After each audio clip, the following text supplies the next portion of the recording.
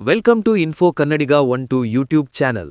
ಹೊಸದಾಗಿ ನೋಡುತ್ತಿದ್ದರೆ ಸಬ್ಸ್ಕ್ರೈಬ್ ಮಾಡಿ, ಹಾಗೆ ಪಕ್ಕದಲ್ಲಿ ಕಾಣುವ ಬೆಲ್ ಮೇಲೆ ಕ್ಲಿಕ್ ಮಾಡಿ. ನಮಸ್ಕಾರ ರೈತರೇ. ಮಣ್ಣು ಸತ್ತರೆ ಭೂಮಿ ಸಾಯುತ್ತದೆ ಎಂದರೆ ಯಾಕೆ? ಮಣ್ಣಿನಲ್ಲಿರುವ ಜೀವರಾಶಿಗಳು, ಎರೆಹುಳುಗಳು, ಸೂಕ್ಷ್ಮಾಣುಜೀವಿಗಳು ಇದ್ದರೆ ಮಾತ್ರ ಬೆಳೆಗೆ ಜೀವ ಬರುತ್ತದೆ.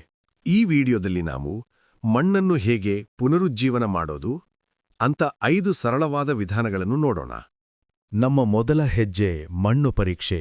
ಯಾಕೆಂದ್ರೆ ಮಣ್ಣಿನಲ್ಲಿರುವ pH, ಸಾವಯವ ಇಂಗಾಲ, ಪೋಷಕಾಂಶಗಳು ಗೊತ್ತಾದ್ಮೇಲೆ ಮಾತ್ರ ನಮ್ಗೆ ಮಣ್ಣಿನಲ್ಲಿರುವ ಕೊರತೆಗಳ ಬಗ್ಗೆ ತಿಳಿಯಲು ಸಾಧ್ಯ.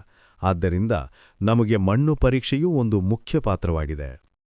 ಸಾಮಾನ್ಯವಾಗಿ ಮಣ್ಣಿನ pH 6ರಿಂದ 7.5 ಇರಬೇಕು. ಎರಡನೆಯದ್ದು ಸಾವಯವ ಇಂಗಾಲವನ್ನು ಹೆಚ್ಚಿಸುವುದು. ಮಣ್ಣಿಗೆ ಜೀವ ಕೊಡೋದು ಅಂದ್ರೆ ಸಾವಯವ ಇಂಗಾಲವನ್ನು ಹೆಚ್ಚಿಸುವುದು. ಅದಕ್ಕೆ 3 ಸರಳವಾದ ವಿಧಾನಗಳು. 1. ಕೊಟ್ಟಿಗೆಯ ಗೊಬ್ಬರ. 2. ಹಸಿರೆಲೆ ಗೊಬ್ಬರ. 3. ಮಲ್ಚಿಂಗ್. ಇದರಿಂದ ನಾವು ಇಂಗಾಲವನ್ನು ಹೆಚ್ಚಿಸಬಹುದು. ಕೊಟ್ಟಿಗೆಯ ಗೊಬ್ಬರ ಮಳೆ ಆಶ್ರಿತ ಕೃಷಿಗೆ ಎಕರೆಗೆ 4ರಿಂದ 5 ಟನ್ ಮತ್ತು ನೀರಾವರಿ ಕೃಷಿ ನೆಲಕ್ಕೆ 1 ಎಕರೆಗೆ 12.5 ಟನ್ಸ್ ಹಾಕಬೇಕು. ಇದರಿಂದ ಮಣ್ಣು ಸಡಿಲವಾಗುತ್ತದೆ, ತೇವಾಂಶ ಹಿಡಿದಿಟ್ಟುಕೊಳ್ಳುವ ಸಾಮರ್ಥ್ಯ ಹೆಚ್ಚಾಗುತ್ತದೆ. ಹಸಿರೆಲೆ ಗೊಬ್ಬರ ಸನ್ಹೆಂಪ್. ಧಾಯಿಂಚಾ ಅನ್ನು 45 ದಿನ ಬೆಳೆಸಿ ಅರ್ಧ ಸ್ಟೇಜ್ನಲ್ಲಿ ರೂಟೋವೇಟರ್ನಿಂದ ಅಲ್ಲಿಯೇ ಕತ್ತರಿಸಿ ನೆಲದಲ್ಲಿ ಬಿಡಬೇಕು. ಇದರಿಂದ ನೈಟ್ರೋಜನ್ ನೈಸರ್ಗಿಕವಾಗಿ ಸಿಗುತ್ತದೆ. ಮಲ್ಚಿಂಗ್.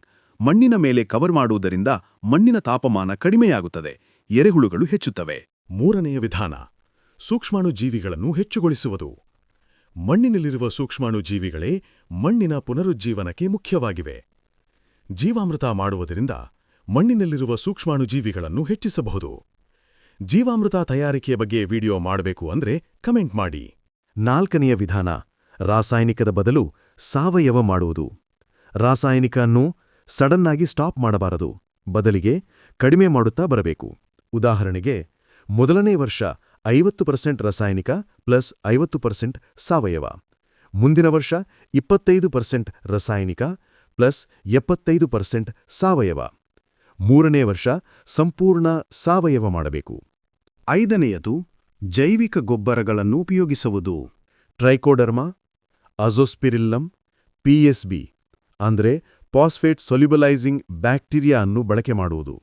ಮಣ್ಣಿನ ಪುನರುಜ್ಜೀವನ 1 ದಿನದಲ್ಲಿ ಆಗೋ ಕೆಲಸ ಅಲ್ಲ. 3 ವರ್ಷ ಕನ್ಸಿಸ್ಟೆಂಟ್ ಆರ್ಗ್ಯಾನಿಕ್ ಮೆಥಡ್ ಮಾಡಿದ್ರೆ ಮಣ್ಣಿನ ಕ್ವಾಲಿಟಿ, ಯೀಲ್ಡ್, ಸೂಕ್ಷ್ಮಾಣುಜೀವಿಗಳ ಇಂಪ್ರೂವ್ ಆಗ್ತದೆ. ಟ್ರೈ ಮಾಡಿ ನೋಡಿ. ಮಣ್ಣಿಗೆ ಜೀವ ಬಂದ್ರೆ ಬೆಳೆಗೆ ಲಾಭ ಬರ್ತದೆ. Thanks for watching.